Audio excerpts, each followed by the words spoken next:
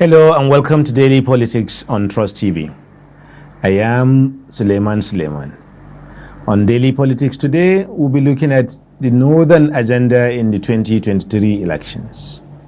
This is important.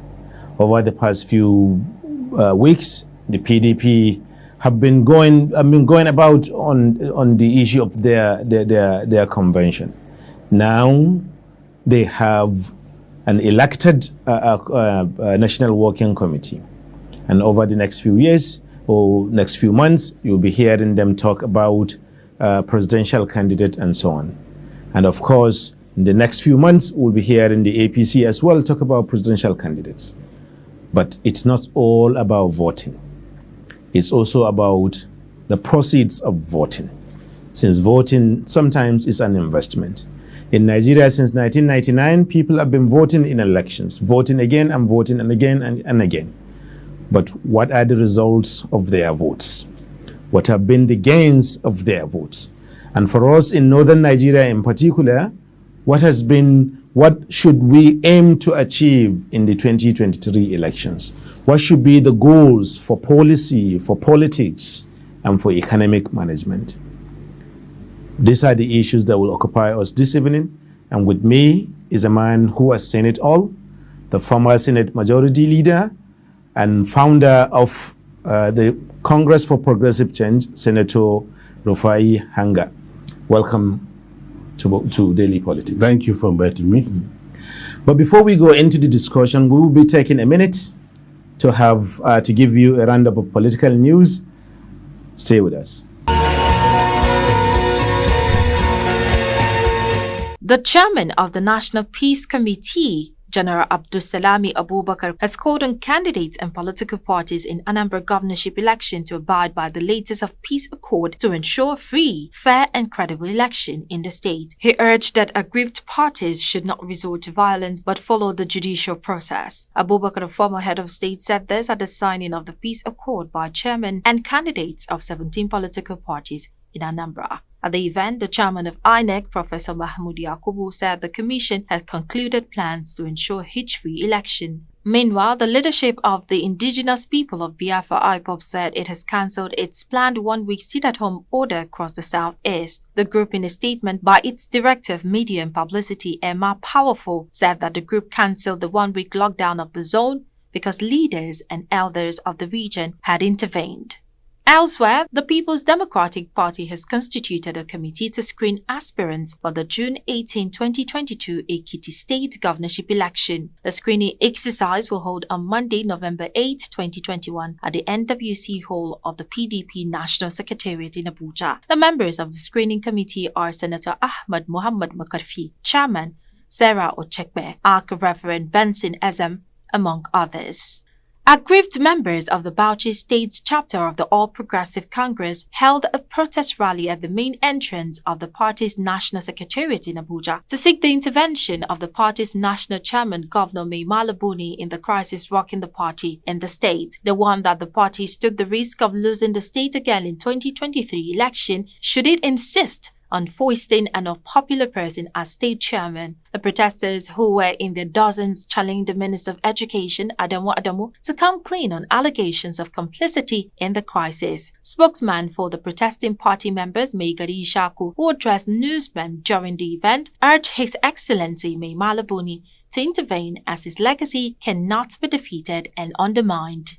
In another development, the Senate and House of Representatives Joint Committee on Land and Marine Transport has protested the proposal of the Minister of Transport, Trubike Amechi, to construct a standard gauge for the Kano-Maradi rail line, while an old narrow gauge was planned for other parts of Nigeria. The lawmakers became angry when Amechi presented the 2022 budget proposal of his ministry before the Joint National Assembly Committee. Amechi said the construction of Kaduna-Kano railways to link up the Abuja-Kaduna rail line has commenced. Chairman of the Senate Committee on Marine Transport, Senator Danju Magoje, and House Committee Chairman Pat Asadu kicked against the marginalization of other regions of the country in the rail line construction. Welcome back. Now we are ready for the discussion proper. Welcome to Daily Politics once again, distinguished sir. Thank you very much for having me. Thank you. So, like I was saying in the intro over there, this idea of elections, mobilizing voters, mobilize to what end? Why should voters even bother to go out to vote? Actually, the reason why voters should bother to come out is what motivates them to vote for the present government. Okay. Expectations, expecting to have it better, Okay. especially in the north. We are very backward in education.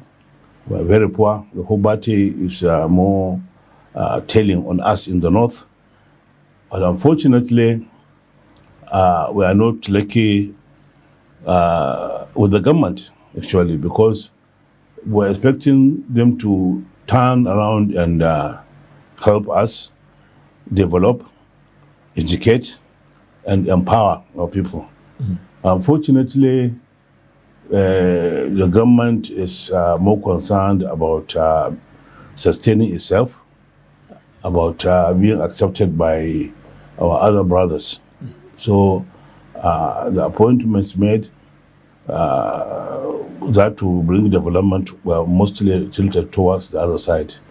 And naturally, the style of government, of our government, is a minister comes up with his programs, with requests, and the council assists and approve it.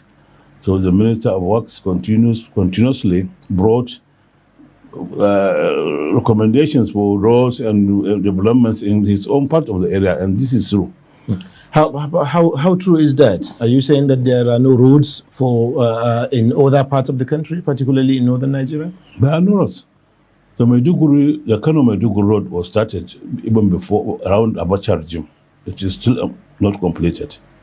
The Kano Katsina road, as short as it is, was started during Adwa, but it's still not completed. It's still in progress. But look at Lagos, Ibadan, look at Abeokuta, Lagos, look at all these roads in the south. I was there in the southeast. You see, so naturally you can't blame the minister for that. If we had appointed a minister who knows the terrain here, I'm sure he would have brought... Are you saying that the President Buhari should have appointed a northerner as a minister of works? Since he knows we don't have roads, since he knows we have agricultural products to be brought out from our villages, since we have vast land, we need more roads than they do in the south, and they have more roads there. I will just give this as an example. And there are many other things lacking. Was employment or other opportunities. We have Minister of Defense from northern Nigeria, the Inspector General of Police from northern Nigeria, and yet the Minister of the Chief of Army Staff from northern Nigeria, Chief of Naval Staff from northern Nigeria, Chief of Air Staff from I think it's only Chief of Defense Staff that's from southern Nigeria. And yet insecurity is prevalent. Is it about where the appointees come from or what they can do? No, or the commitment that they have? The commitment and the capacity of the man to select the kind of people, the individual ministers that can do the work. The capacity. I think some capacity is lacking somewhere because I know Buhari very well. Okay. He's the kind of person that if he trusts you, you can never make any mistake. If you are good in massaging his ego, you can go out with anything. But Senator, the real issue here is the northern voters. Elsewhere in the world, when people do go to vote, they do so with the expectations that if their party wins or if their candidate wins, there are certain concrete policies that will be implemented for their benefit. Yes. So the whole idea of our discussion today is what sort of policies and how should these policies be articulated and formulated, and how should they be represented within the existing political parties that would benefit northern voters going ahead towards 2020. Okay, what this time around, you're talking about this time. Okay. Now, what we expect from anybody emerging as the president is, number one, we want his blueprint. Okay. What do you have for the country? Okay. And then we'll look at it and see what is there for us, Okay. especially areas where we have poverty. What do you have in your policies that will alleviate that poverty? What do you have in your policies that will empower our people? What policies do you have that will educate our people? And then the people will decide, okay, we are going for this candidate or the other. In fact, most of us in the North were insisting that we have to have president from the North. Because if you have somebody from your side, then maybe you can have a chance. But we have a president from our side now. It's and you are unfortunate. saying that Unfortunately, he's not Unfortunately, yes. living up to expectations. Unfortunately, yes. Because he knows the kind of person.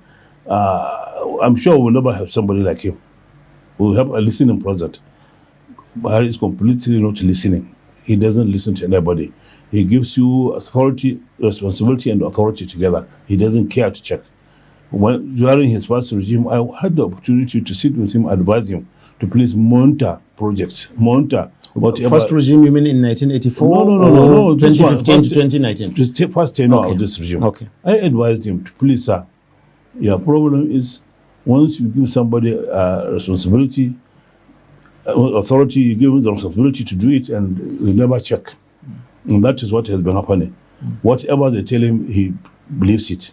And no matter how people cry, he doesn't listen. That is the problem. He is not a listening president. That is what I said. And I don't think we can get a listening person like him. Because people have been crying in the whole of the country. The whole country can't be wrong on the service chiefs. Till after 5 years. After 5 years, he made changes, and we are seeing the difference now. If he had the change since the last 4 or 5 years, the things have been history now. The present service chiefs are trying, and they're only here for some few months. That is what I mean. So if we can get somebody. So how are these views going to be articulated? Because you look at it, for example, in the South, you are having the governors are saying, we want VAT for the states. We don't want open grazing law. We don't want this. They are taking positions that are aimed not at the federal government, but at northern Nigeria, against northern Nigeria. Yes. So how do we respond, or how do people respond, particularly in relation towards the 2023 You see, elections? the unfortunate thing we have is our governors are all self-centered. They are self-centered. They are selfish. They are after themselves. They should do like the northern, southern governors are doing. Put their heads together, get some experts to advise them. They have some experts that advise them. Sit and articulate your position on whatever you want. See what you are liking in your own side of the country. And then come out with this. Now, let me give you one example. Okay. PDP made several mistakes, atrocities then. And APC came, people were jubilating that we are going to have a change. We had a change. And when APC came, they were behaving worse than PDP. Now, PDP thought, okay, now that APC has gooped, we have got it. No matter who you put there, you are going to win. It's not true. Look at them, what is happening now. This convention, 13 governors have pocketed everything. They have manipulated the system. You understand? So who and they have sidelined majority of the stakeholders. So what chances are there that maybe a northern candidate can emerge as for president in the PDP? Very slim. Very slim. Why do you think so? Because, you see, if only they had embraced everybody from amongst the stakeholders, then they will have the strength to begin. But now, even when they voted for where would the president emerge? Look at it. Because it was the governors that decided. The decision was South. Because if they had decided for the North to have the judicial chairman, then automatically the presidential candidate will come from the South. There is no way you can eat your cake and still have it. You can't have it all. So when the time comes, you will see. There will be a real tussle for people coming out. And in fact, you see, I don't think So does that mean that there is problem. there is a problem Yes. that the PDP as presently constituted Exactly. and going towards 2023 Exactly. Yes. may not be representative of the interests No, of not at northern all. Nigeria? Not at all. Why do you think so? Because of Distinguished? you see, because most of our stakeholders in the north were not carried along. Most of those that have a clout, simply because they are governors. They are governors by courtesy of certain arrangements, not by their popularity, not by what they have done before. They have not achieved it. They are there, but most of them are there by courtesy of arrangement. So they are blinded. They're either not good students of history, or they can't see beyond their noses. But there are at least three, let's say, presidential hopefuls within the PDP that are of the northern extraction. You have former Vice President Alhaji Atiku Abubakar. You have Alhaji Aminu Tambuwal, the current governor of Sokoto State. And then there is also talk about the former Minister of Defense and former governor of Kano State, Kwankwaso. These are three heavyweights, and all three of them are still in the PDP. And of course, Dr. Bukola Saraki as well. Okay. So all these three, these four people, all of them are still in the PDP. Are you saying that all of them will just throw it away, their ambitions away, and just give it away? No, because you see, I know some schemings you don't know. Okay. I know some internal scheming. That's why I'm saying this. Nigerians want to know. Yes. You see, these governors, like I said, the 13 of them, they manipulated and taken over the party. And their agenda is for them to sponsor Tambuwal and maybe UK. Okay. That is the agenda. And that one will not yield them any dividends in the whole system. Because Tambuwal, how many votes did he win Sokoto? Total 300,000. And he had only about... But if the agenda is northern, should it matter who helps to push it? It will matter, because... Is it not just... Yes, it once will you matter. have a strong agenda and a strategy... It will matter. In politics, you see, Kwankwaso has a lot of followers in Kano. And I don't think there's anybody in the whole of PDP that has as many followers as Kwankwaso, both in the northern Nigeria. In Kano or in northern Nigeria? In northern Nigeria, and certainly part of southern Nigeria too. But in the whole of north, nobody. Because Kwankwaso is now what Buhari was in the north. Now he was sidelined. So I learned. Atiku too, has followers. He's sidelined too. Kwankwaso, I don't know whether he has any candidate. But Atiku had. Dr. Bukola Saraki. Had a candidate too. They were all sidelined. And, it was these governors. Obasanjo too. He said he left politics, but he still, have a lot of influence. He has a lot of influence in the party. And he too had a candidate. He was sidelined. How do you expect these people to be happy? And after winning the contest against their candidates, they were talking from the sides, and they all had it, that they want to get rid of these old horses. They are now intact. So naturally, that won't help them. So what about that's so far we've looked at the PDP, because we are talking about a regional agenda, I know. and Nigerian politics is entirely regional. See. So the APC. what about the APC? APC. What chances are there for APC, promoting not necessarily a northern candidate, just the agenda? That's APC, the agenda is the issues that you mentioned earlier: education, empowerment. The same APC, issues, yes. APC too has gooped. It is in government. It has not done anything to the north. Nothing in the north so far. That is one. What about Empower? Empower, that is a very long topic. It's fraudulent. Fraudulent. I'm telling you this. It's fraudulent. most of the monies they are claiming to have paid went into some very few people's pockets. They will come to a village, give a sample of 20, 30 people, show it on television, go away, and that was that. So if you're not happy with PDP, and you're not happy with APC, where lies the way out? Because I think I think the best option for this country is for a third force to emerge. Okay. A third force to emerge. That is the best option for this country. Otherwise, we don't know what will happen. APC has an agenda of winning by all means at all costs. Unfortunately, people are tired. There are times when you can rig.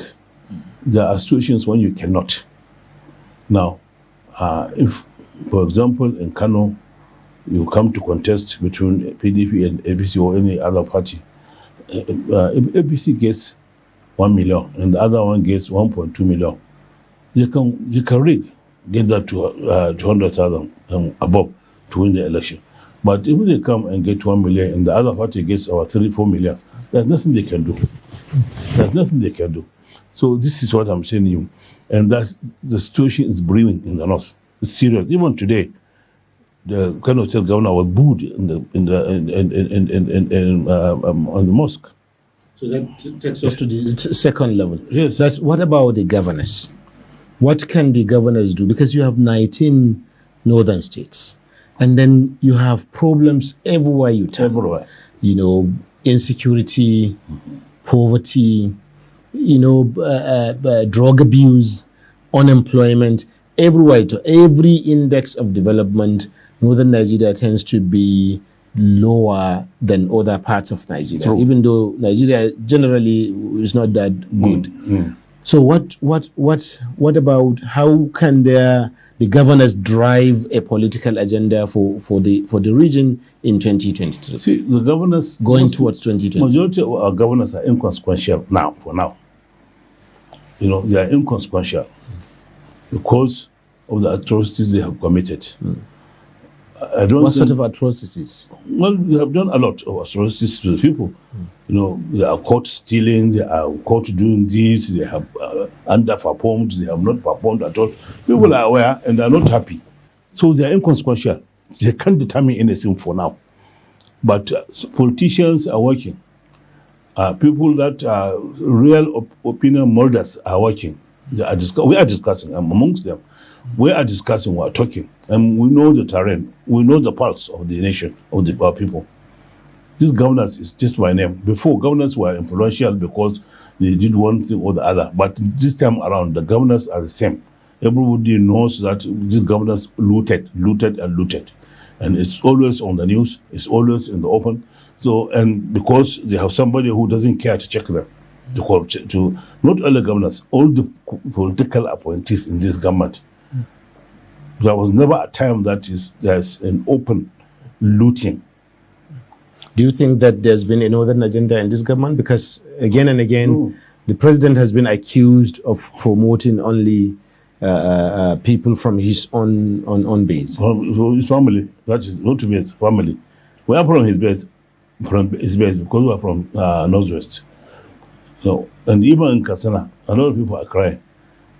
The president is after his people from his inner family and friends. That is one. Two, the president did not, never cared about anything that worries us. He pretended. But you were with him in CPC. I was. Okay. But what changed? Well, nothing, because I didn't know. I was hopeful that he would do a miracle. I was hopeful. That's why I did all I could. Spent my resources, wasted my time, destroyed my business, did everything for him to emerge, for Nigeria to prosper. To get back to our topic, there are many organizations in the region. You have Northern Elders Forum, Arewa Consultative Forum, you have many other kinds of similar organizations. What roles should they play in terms of, organizing a political agenda for the region? For example, say any person who wants to vote from this region must consider the issue of security. He has to have a blueprint, like you said, about how to solve the problem of insecurity in the region. How can these organizations... That is being articulated. You see, okay. Yes, there are meetings that are coming together between and amongst major groups. We are meeting, we are discussing, we are articulating our position. And when the time comes, it will be out. You know, at times when you are doing something, you don't really say it because you scare the government and they have all the resources and power to deal with you or to scatter the whole thing. But we are meeting, we are coming up with a strong position on things and we are reaching out. You see, the elders are advising. The politicians, opinion molders, leg workers, brain workers are sitting, doing their job, reaching out, talking to people on continuous basis. That's why I'm telling you with authority that it's unfortunate PDP has gooped.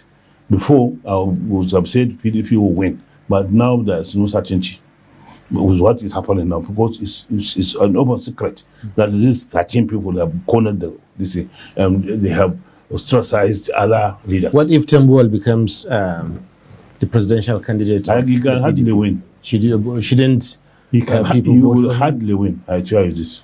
Why do you think so? Yeah? Why do you think so? Because he doesn't have the clout. He doesn't have the spread. He doesn't have the acceptance. He is just a good boy to some governors who think he will open treasury for them to loot. Simple. That's why he's a simple man, very courteous, very responsible, very all this and that, so down to the earth, very is obsequious. And they say, okay, this man is just down to the ground, so let us sponsor him. They're after that, so that he opens treasury for them to do whatever they want. Okay. And people are not blind, people are not stupid. And we're telling people that. Let them look for somebody who has done it. See, the mistake we made is we thought Buhari can do it. Okay. We went all mad for him. So let us look for somebody who has done it. When we come back, I'm going to ask you a question. How can we avoid making mistakes of that kind again?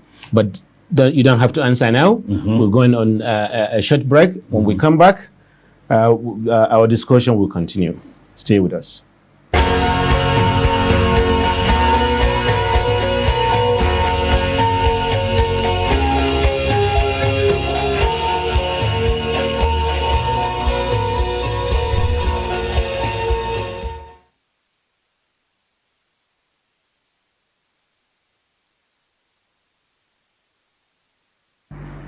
Welcome back. If you are just joining us, this is Daily Politics on Trust TV.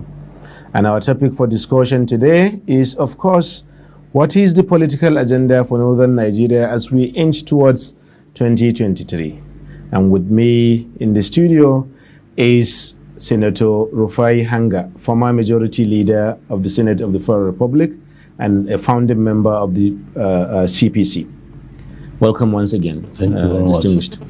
So I asked just before we went on break. So what do people need to do to not make that mistake again? To what you call a mistake?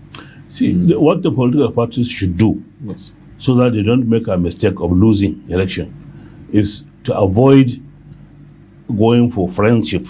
I mean, actually, you said that we thought that in your words, we thought that Buhari could do it. But it turned out to be a mistake. He couldn't. So how do people avoid making that kind of mistake? We look for somebody who did it. Not that I agree it's a mistake. I understand. But yeah. Let us look for somebody from amongst us that are prejudicial material, somebody who has done it before, somebody who has performed, and then I think that is where and put them together another person who did nearly the same thing. No matter from where, if Nigerians want us to succeed, we have to avoid going for friends and relations. We have to avoid going for this is my friend, this is a close man, this is my party man. Let us look for somebody who has done it, who has a track record. Who has a track record? Who is that person? From the south, we can have Uke, he has done it. In the north, we can have Konkoso, Okay. In the South, we can have the vice president who has proved himself to be very intelligent.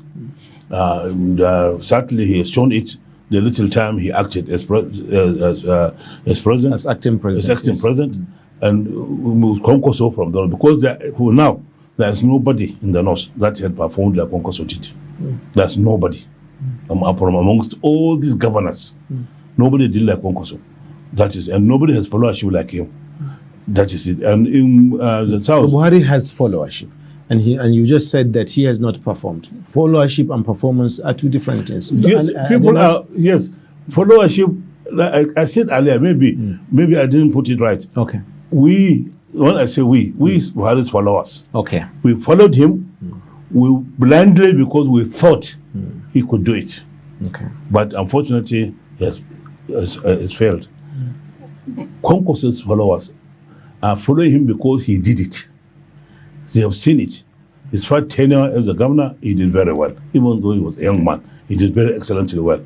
And when he came during the second time, he did marvelously well. Wonderfully well. And nobody will dispute that in this country. You understand?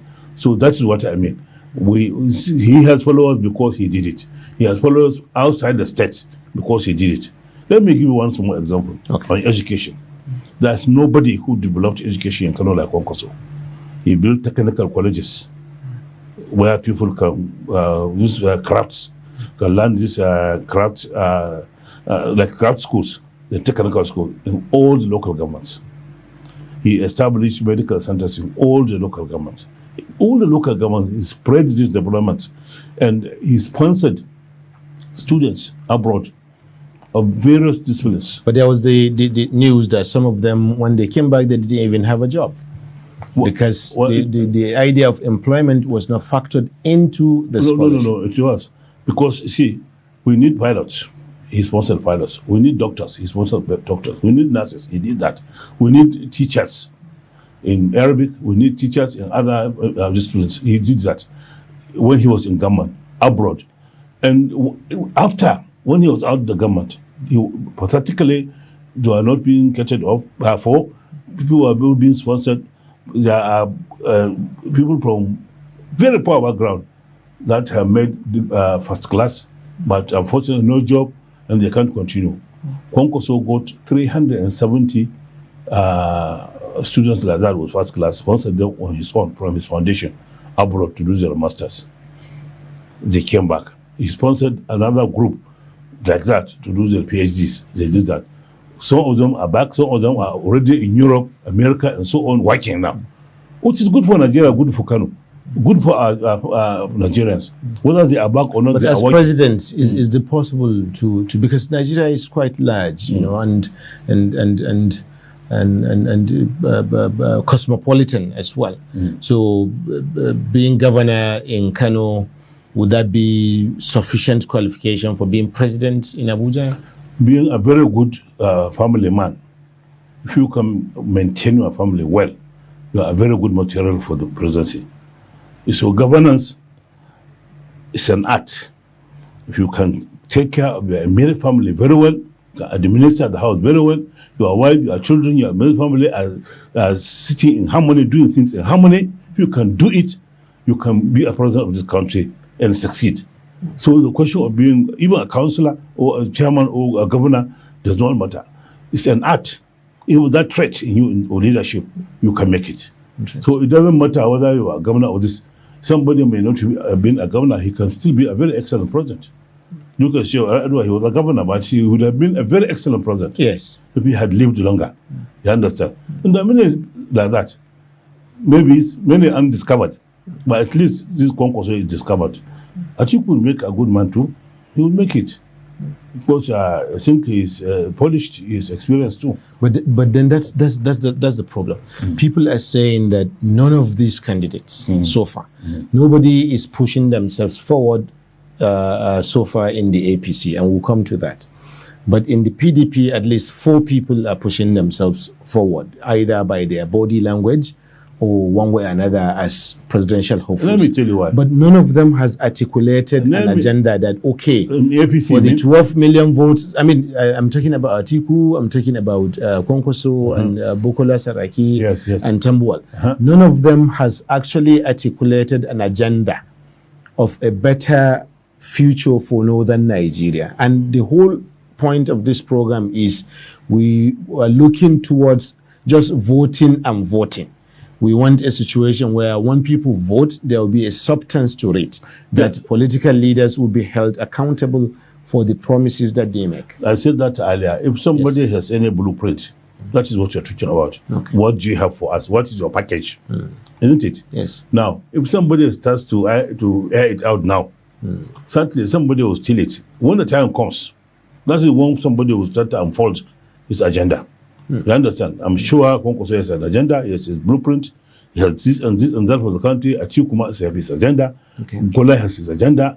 I'm sure. But in 2019, Atiku and Kwankwaso and 2015, all of them have been presidential candidates before, either at primary levels or at general election level, particularly in the case of the former vice president. Yes. We don't know the agenda still. No. They didn't declare those agendas. No, Kwankwaso did. Okay.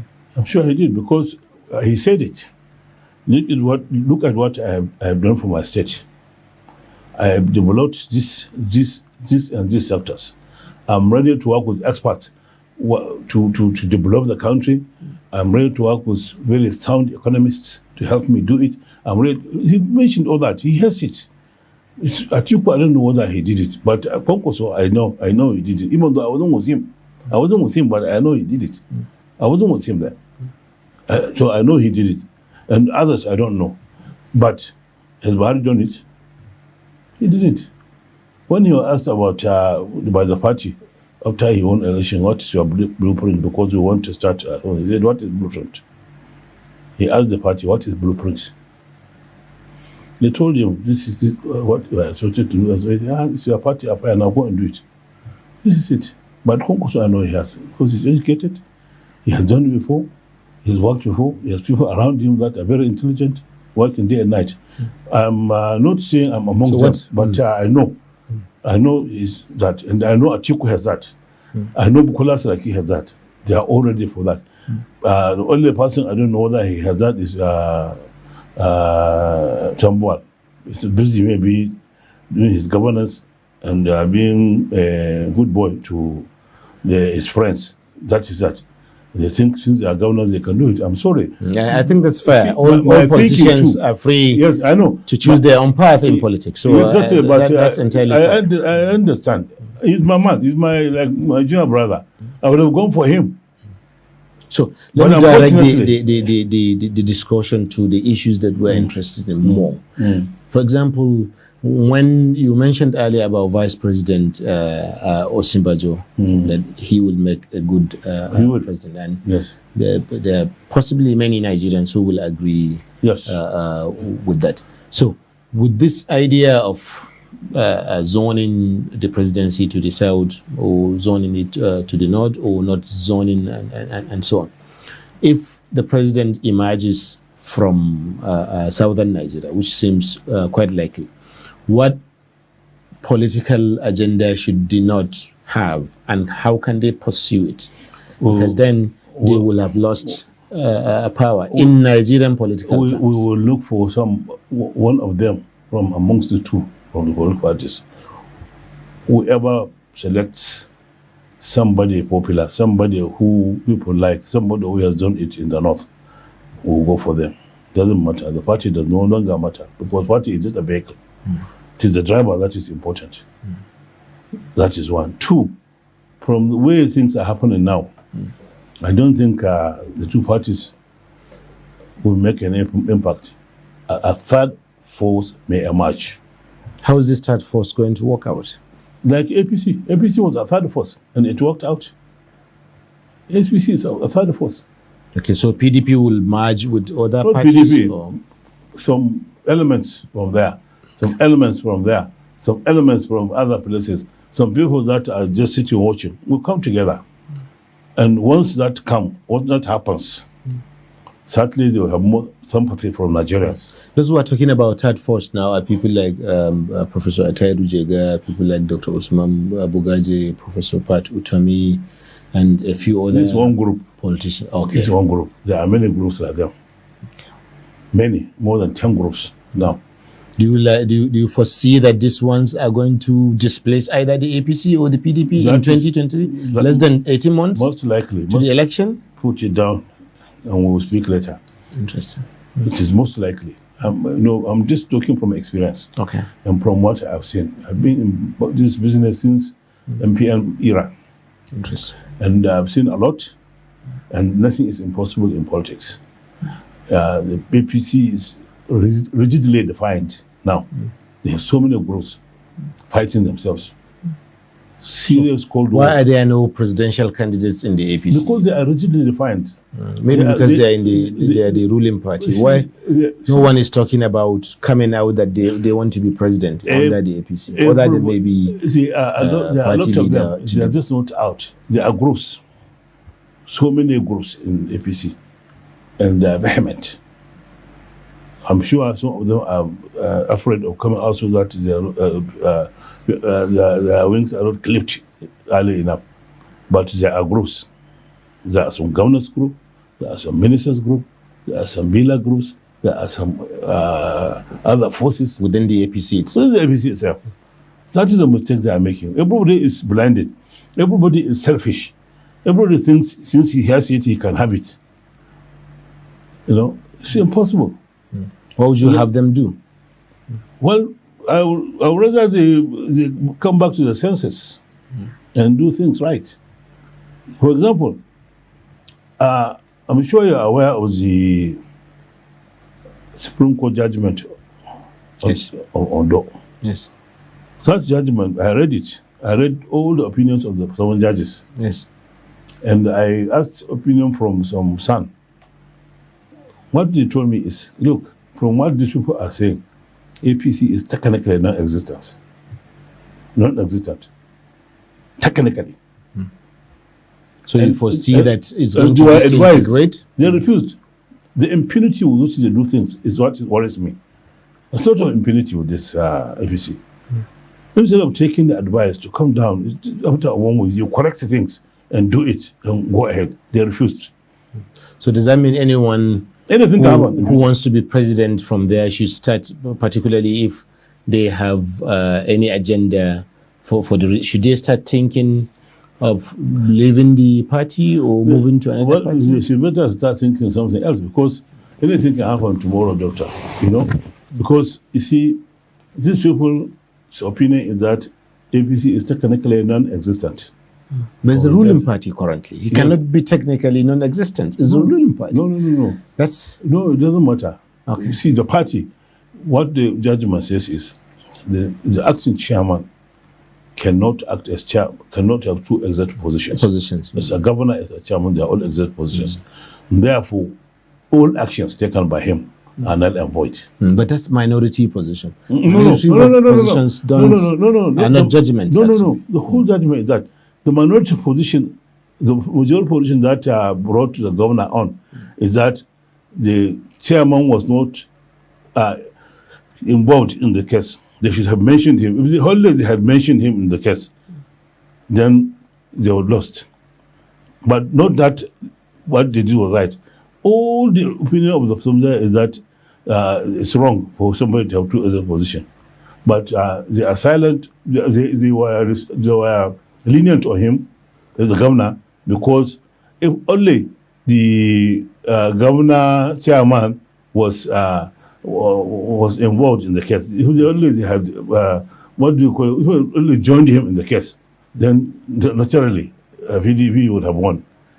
That is it. But the judgment, real opinion, I read it. Their opinion is technically non-existent, because there shouldn't have been such a position constitutionally. That is one. This APC, the mistake they are making is they don't respect the rule of law and order. That's the impunity I don't like with them. They don't. Look at it. It's constitutional that if you are a governor, if you are holding any position, a senator, a member in one political party, you cannot decamp to another party and retain your seat. Until and unless there is a faction in the party. Yes. There is no faction in PDP. PDP is intact when the governor of Cross Rivers crossed over, when the governor of Ebonyi crossed over, when the governor of Zamfara crossed over. No any infraction. No infraction. And the government is watching. But then doesn't that show that that show the weakness of the PDP rather than they have taken it to court. I heard it yesterday. They took it to the court, and because it's this government, the court is listening to the case in February this year. When very close to And the one they listen to the case in February, they will shoot it another 3-4 months till the tenure is finished. That is the impunity. That and the people are watching. The whole world is watching. God is watching, and they will all judge. Posterity will judge. God will judge, and time will judge. Let's start thinking of maybe ending with the question of zoning. That you want presidency zoned to a particular region. How does that benefit an idea of a northern agenda? Look to me. I would rather have a president from the north now because of our precarious condition and position now. You mean in 2023? 2023. Because we have suffered a lot. We are not any better. If a president comes from the south. But what about southern states? How are they going to take that? Will they accept? Well, they have already had it. Buhari has been president. He's another. Well, it doesn't matter. Buhari is president for himself, not for the north, not for Nigeria. He's president from the north for the south. That is the opinion of majority of Nigerians. He's president from the north for the south. Because he doesn't care what happens. President from the north for the south. Yes. We want a president from the north for Nigeria, or president from the south for Nigeria. You understand? And if we can have president from the north for Nigeria, we are better off. It's all right with me. If we can have president from the south for Nigeria, somebody who will balance up things, do things for all uniformly, give us a very level playing ground in the country, fine. But with what is happening now, they don't care. They only care about themselves. You see, all these ministers, look at this minister who had no even good car. He can't even dress well. He's a minister now. He has no house. Before he had no house. He has houses in Abuja, a palace in his village, split of cars, and so on and so on. Under the watch of Buhari, he knows it. With hundreds of thousands of millions of dollars in his account. He knows. So he didn't do anything. If the president comes from the north, will that solve all these problems? It may. If we can have somebody like Yar'Adua, Yar'Adua would have solved it. Because he confessed that his election was flawed. And he set up a committee to look into it and make sure things do not happen like that. That is the kind of person you want. Very sincere. You don't want a dubious person who wants it for himself, pretend to be Mr. Good, pretend to be Mr. Integrity, and when he comes, nothing happens. He watches people do whatever they want. Even when the cries are all over and he hears it, he wouldn't do anything about it. People around them, they know it.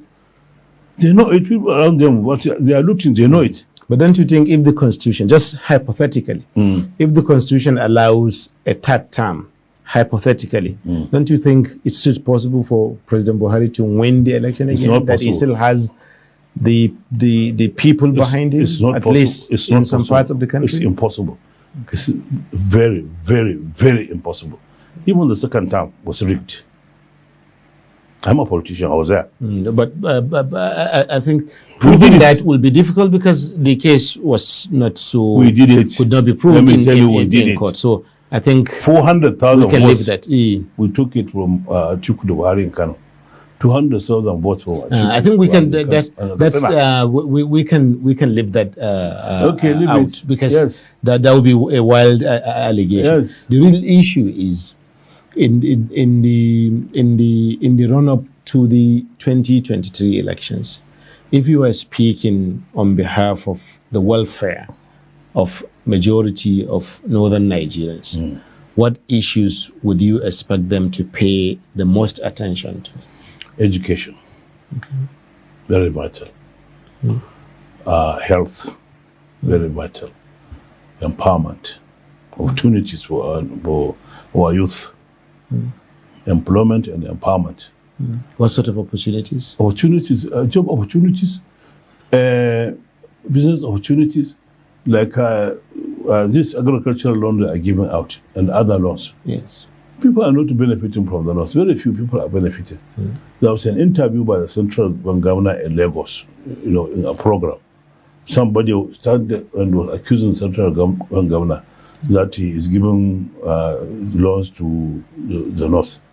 The governor, I think, he said a sleep talk. He said, look, the whole north did not enjoy the much Lagos State alone enjoyed. The central bank governor. See, the whole northern Nigeria.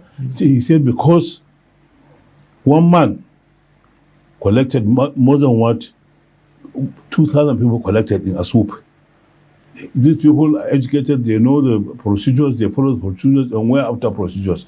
You follow the procedures and we give you the loan. In the north, they come as a group. And you give them peanuts.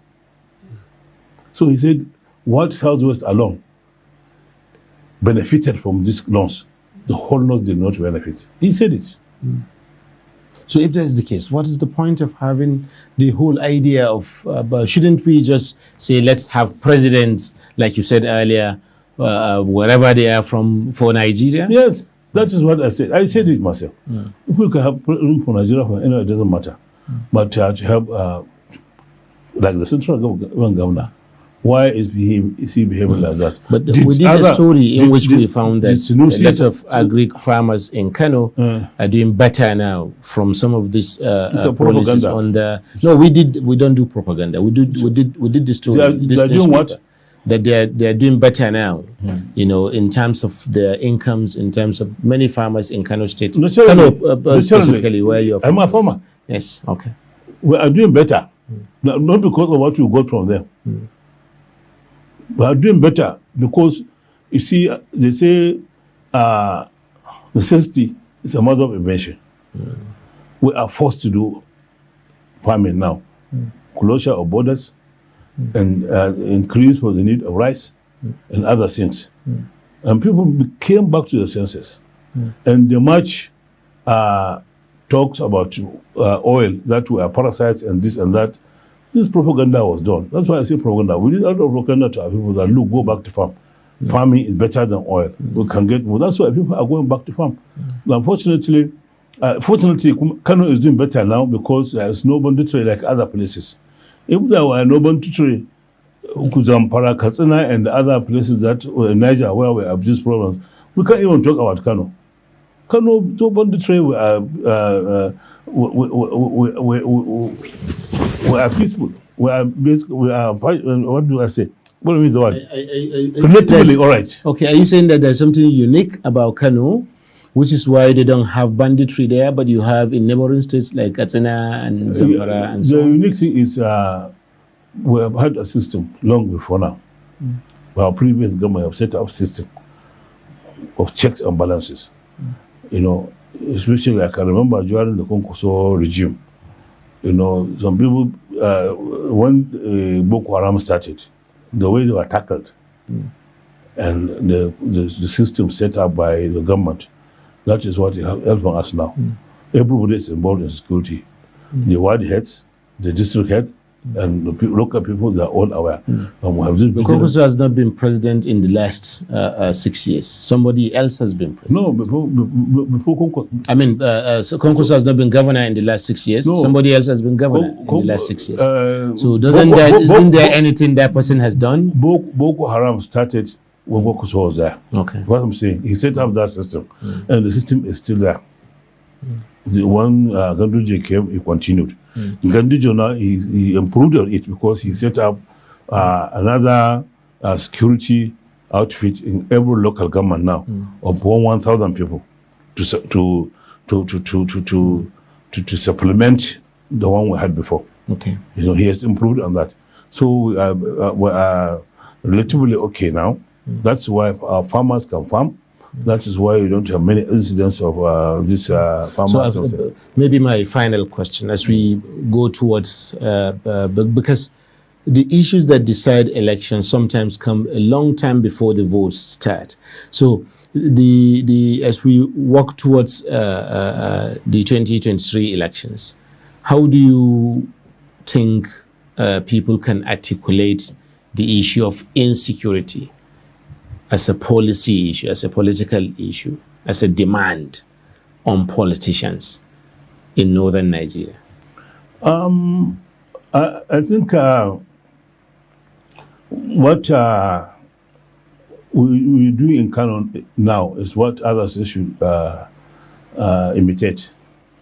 You see, Ibu Zamfara had these security groups in every local government of at least 2,000, 1,000, 2,000, 3,000 people per each ward, per each place. I think things will be less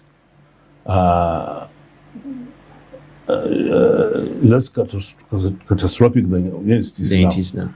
Yes, that we can do that. And when the election proper comes, and you set up groups to assist the security that we do in Kano. Anytime there's election, yes, they send policemen and military people to assist, especially during election. But the police are not many. They can be everywhere. Senator Rufai, it's been nice speaking with you. Yeah, thank you. So on this is where we draw the curtain for today. Please join us once again for tomorrow's edition of Daily Politics. See you.